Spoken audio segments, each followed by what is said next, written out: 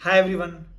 मुझे उम्मीद है आप लोगों की तैयारी बहुत अच्छी चल रही होगी और मैंने आप लोगों की तैयारी में हेल्प करने के लिए ही एक वीडियो बनाई थी, हाउ टू प्रिपेयर फॉर चरक संहिता।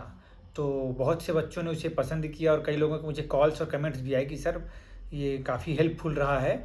और ऐसे ही मतलब और संहिताओं के लिए भी मैं थोड़ा सा आप लोगों को बतलाऊँ और मतलब किसी टॉपिक को कैसे तैयार करना है उसके बारे में। तो उसी को समझते हुए मैं आज ये चरक संहिता सुश्रुत संहिता के ऊपर ये वीडियो मैं प्रिपेयर कर रहा हूँ कि सुश्रुत संहिता के कौन से चैप्टर्स इंपॉर्टेंट है, उसको कैसे हमको अप्रोच करते हुए पढ़ना है। तो सबसे पहले सुश्रुत संहिता कितना इम्पोर्टेंट है। तो सुश्रुत संहिता के इंपॉर्टेंस को अपन ऐसे समझ सकते हैं कि एक तो इसमें सीधा सीधा शल्य तंत्र से जितने भी सब्जेक्ट आपको क्वेश्चंस मिलेंगे क्वेश्चन पेपर में सुश्रुत से ही मिलेगा वो। दूसरी पॉइंट, जो विशेष करके ऑब्स वाला पोर्शन है प्रसूति तंत्र वाला, वही बहुत सारे पॉइंट्स ऐसे हैं जो सुश्रुत के शारीरिक स्थान से क्वेश्चन आएंगे, डायरेक्टली क्वेश्चंस रहेंगे वहाँ से ही। नेक्स्ट पॉइंट, उसके अलावा आप अगर एनाटॉमी फिजियोलॉजी बोलते हैं तो वो सुश्रुत के शारीरिक स्थान से ही रिलेटेड रहता है। उसके अलावा सालाक्य तंत्र के जितने क्वेश्चंस आएंगे वो आपको सुश्रुत के उत्तर तंत्र के स्थान से दिखते हुए अपने को मिलेंगे, वहाँ से बहुत सारे क्वेश्चंस आएंगे। और आजकल क्या हो गया, आपकी ट्रेंड से ऐसे चल रहे हैं कि थोड़ा सा सुश्रुत के चिकित्सा वाले पोर्शन को भी थोड़ा इंपॉर्टेंट रूप में लिया जा रहा है और उस वहाँ से भी क्वेश्चंस आते हैं। तो इतने डिफरेंट एरियाज से सुश्रुत संहिता के क्वेश्चंस आते हैं जो कि उसके इंपॉर्टेंस को खुद ही बतलाने वाले हैं कि इतना इंपॉर्टेंट सुश्रुत संहिता हमारे लिए है।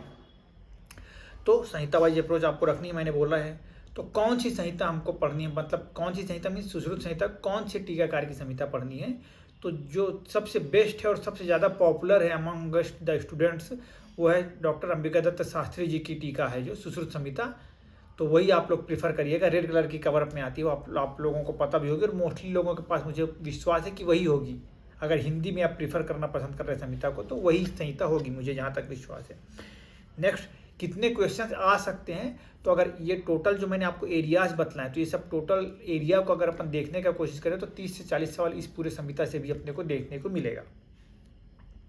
फिर हम देखते हैं कि कौन सा स्थान इंपॉर्टेंट है। इस संहिता में भी बहुत सारे स्थान लिखे गए हैं और बहुत सारे चैप्टर्स हैं, तो सबको पढ़ पाना संभव नहीं हो पाएगा। तो कौन से चैप्टर्स हैं, अगर आप सेल्फ स्टडी कर रहे हैं तो आप लोगों के लिए बहुत महत्वपूर्ण होने वाला है, क्योंकि आप उनको फोकस करके तैयारी करिए तो ज़्यादा बेहतर हो जाएगा।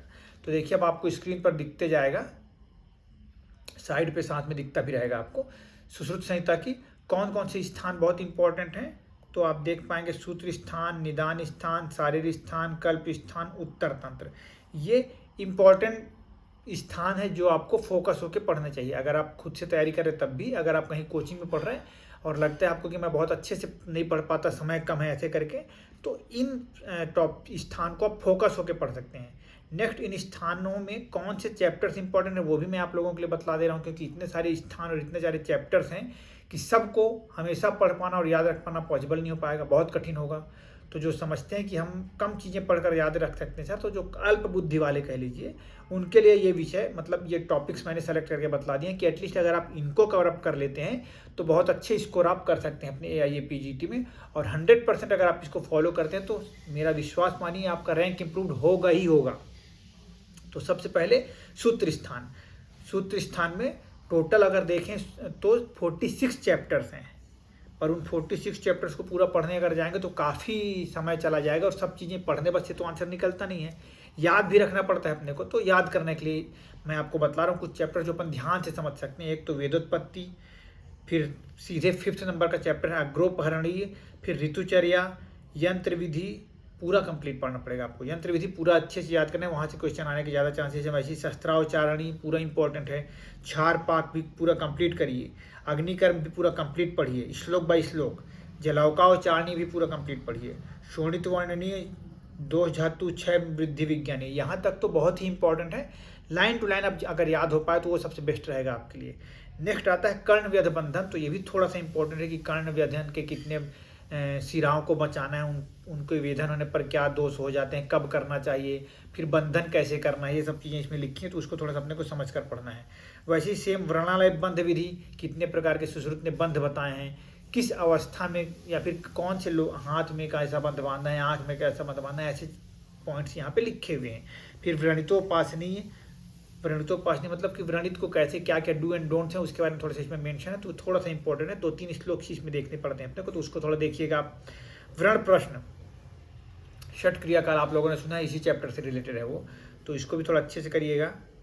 नेक्स्ट अपन देखते हैं व्याधि समुद्देशीय अष्टविध शस्त्र कर्मीय, मतलब कि जो सुश्रुत ने अष्टविध शस्त्र कर्म बतलाए हैं, तो किस अवस्था में कौन सा कर्म करना है।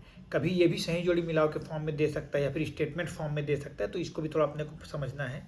अवारणीय, अवारणीय में जो अष्ट महागत अपन पढ़ते हैं वो यहाँ पे मेंशन है, तो इसको थोड़ा देख लीजिएगा।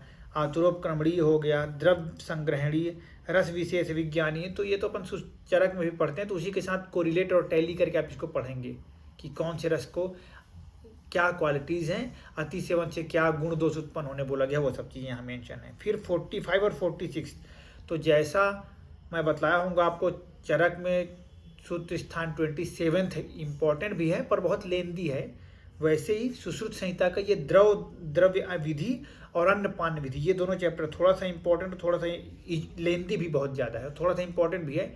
वही गोरस वर्ग, मूत्र वर्ग, दुग्ध वर्ग, मधु वर्ग, ऐसा बहुत कुछ वर्ग यहाँ पे इन्होंने बना रखा है। वैसे जो अन्न है, अन्नपान, उसमें भी वैसे ही साली धान्य, कुधान्य, है ना, ऐसे बहुत सारे वर्ग मेंशन है, तो ये थोड़े से इंपॉर्टेंट है, इसको थोड़ा देखिएगा। जितना आपकी कैपेबिलिटी उतना आप रख पाए तो बहुत अच्छा रहेगा। उसके बाद हम देखते हैं निदान स्थान। निदान स्थान में क्या क्या चीज़ें इंपॉर्टेंट हैं, तो निदान स्थान में अगर मैं बोलूँ तो पूरा निदान स्थान इंपॉर्टेंट है, इसलिए मैंने यहाँ पे लिख दिया कंप्लीट निदान स्थान। हाँ, अगर आप चाहें तो ये जो नीचे कुछ पॉइंट्स मैंने लिखे, इन चैप्टर्स को आप छोड़ सकते हैं। चैप्टर नंबर 10 विसर्प नाड़ी स्तन रोग, ग्रंथि अपची अर्बुद गलगंड, वृद्धि उपदंश स्लीपद, सूक दोष, भग्न निदान, अब छोड़ सकते हैं। बोल रहा हूँ, कहने का मेरा मतलब ये है कि आप मतलब अपने कम समय में और ज़्यादा फोकस हो कि बाकी चैप्टर्स को ध्यान दें, चाहें तो इनको छोड़ सकते हैं। ऐसा नहीं कि इनको नहीं पढ़ना है, छोड़ दें, तब भी कोई ज़्यादा नुकसान नहीं होगा आपके पास, क्योंकि क्वेश्चन प्रैक्टिस तो हम कर ही रहे। नेक्स्ट देखते हैं शारीरिक स्थान। तो शारीरिक स्थान तो वैसे तो कंप्लीट शारीरिक स्थान ही इंपॉर्टेंट है, फिर भी देखें तो मैंने केवल एक ही चैप्टर छोड़ दिया है, चैप्टर नंबर 7 जिसमें शिरा वर्णन विभक्ति करके लिखा हुआ है, वो चैप्टर बस छोड़ के बाकी हर चैप्टर आप जरूर पढ़िए। हर चैप्टर का इंपॉर्टेंस है। ये जरूर है कि हर साल कभी ज़्यादा क्वेश्चन आएंगे, कभी कम क्वेश्चन आएंगे, पर क्वेश्चन जरूर आपको मिलेंगे शारीरिक स्थान से। तो शारीरिक स्थान भी अपने आप में बहुत इंपॉर्टेंट है, तो नाम मैं पढ़कर ज़्यादा लेंथी नहीं बनाऊंगा वीडियो को। नेक्स्ट कल्प स्थान।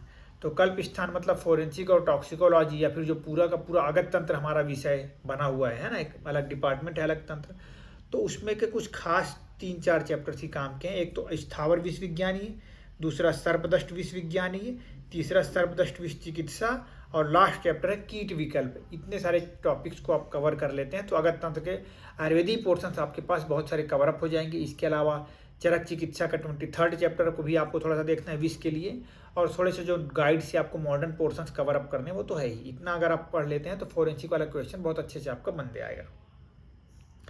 चिकित्सा स्थान मैंने वहाँ ऊपर में नहीं लिखा था, पर मैं जैसे आपको बोल रहा था कि आजकल रिलेवेंट होने लग गए, तो रिलेवेंट टॉपिक्स जैसे कि निदान स्थान में अर्श, अर्बुद, भगंदर, ये सब लिखा है ना, तो उसी से रिलेटेड उसमें क्या चिकित्सा आचार्य सुश्रुत बतलाए हुए हैं, ये सब चीज़ों को थोड़ा सा अगर आप कवर अप कर लेते हैं तो हेल्पफुल हो जाएगा आपके लिए, और हो सकता है वो क्वेश्चन आपको मिल जाए एग्जाम में। ठीक है। नेक्स्ट उत्तर तंत्र। तो उत्तर तंत्र में भी बहुत सारे चैप्टर्स हैं। बेसिकली शालाक्य तंत्र वाला पोर्शन, मतलब कि चैप्टर नंबर 1 से लेकर चैप्टर नंबर 26 तक अपने को कवर अप करना है। उसमें भी खासकर रोगों के बारे में जानना है। चिकित्सा बहुत ज़्यादा इंपॉर्टेंट नहीं है, आपको बतला दूं। रोगों का एक्सप्लेनेशन कि किसका क्या लक्षण है, किसमें कौन सा दोष है, और अगर अपन नेत्र रोगों की बात करें तो कौन सा रोग कहाँ पसका है, उसका स्थान थोड़ा इंपॉर्टेंट है कि संधिगत है, वर्तमगत है, शुक्लगत है, ऐसे करके लिखा हुआ है। तो इनको अपने को समझते हुए पढ़ना है। चिकित्सा बहुत ज़्यादा इंपॉर्टेंट नहीं है इसमें। नेत्र क्रियाकल्प एक इंपॉर्टेंट पोर्शन है, और जैसे अपन कर्ण रोग, नासा रोग अपन मैं बतला दिया आपको कि पूरा इन लोगों का कौन सा दो रोग का नाम और उसमें कौन सा दोषी की इन्वॉल्वमेंट है, कुछ स्पेसिफिक लक्षण बतला रहे तो वो लक्षण। शिरो रोगों में ज़्यादा कुछ नहीं है, जैसे शंखक है, सूर्यावर्त है, अर्धाव भेदक है, इन सब को बस आप अगर फोकस करके पढ़ लेते हैं तो भी आपका काम बन जाएगा। बाकी गाइड तो आप पढ़ ही रहे, तो जो छोटी मोटी बातें वो गाइड से कवर अप हो जाएंगी, प्लस क्वेश्चंस हम डेली प्रैक्टिस कर रहे हैं ना, तो क्वेश्चन प्रैक्टिस करने से भी बहुत सारे ऐसे क्वेश्चन सबको को मिल जाएंगे जो यहाँ पे पर कवर अप नहीं हो रहे होंगे, तो वो वहाँ पे आ जाएंगे। इस प्रकार से पूरा हमारा, आप सूत्र स्थान को इस तरीके से अगर पढ़ें, मैं सूत्र बोलता हूँ, सुश्रुत संहिता को इस तरीके से अप्रोच करें तो आपको बेहतर परिणाम मिल सकते हैं। बाकी वही सेम क्वेश्चन रिवीजन आपको डेली करना ही करना है, रूटीन बनाकर पढ़ना ही पढ़ना है, और क्वेश्चन बनाने में एलिमिनेशन मेथड और सिलेक्शन मेथड दोनों को ही इस्तेमाल करना है हमेशा से। और फिलहाल इस वीडियो में इतना ही रहेगा। और मैंने सुश्रुत के सूत्र स्थान और निदान स्थान के कंप्लीट क्वेश्चंस अपलोड कर दिए हैं, वो आप मेरे चैनल पे डॉक्टर सोमेश कुशवाहा, उसमें आपको पूरा मिल जाएगा। प्लेलिस्ट भी मैंने अलग से बना दिया ताकि आपको परेशान नहीं होना पड़ेगा।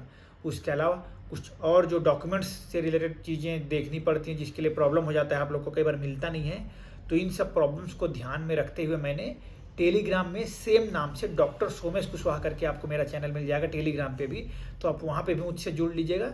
तो समयानुसार जो भी नोटिफिकेशन आते रहेंगे, कुछ इंपॉर्टेंट डॉक्यूमेंट्स जो मिलेंगे मेरे को, वो सब मैं वहाँ पे अपलोड कर देता हूँ, तो सहूलियत हो जाएगी आप लोग को वहाँ ढूंढने के लिए। ठीक है, तो फिलहाल इतना ही। स्टे कनेक्टेड और बहुत बहुत धन्यवाद आप सभी लोगों के प्यार और सहयोग के लिए।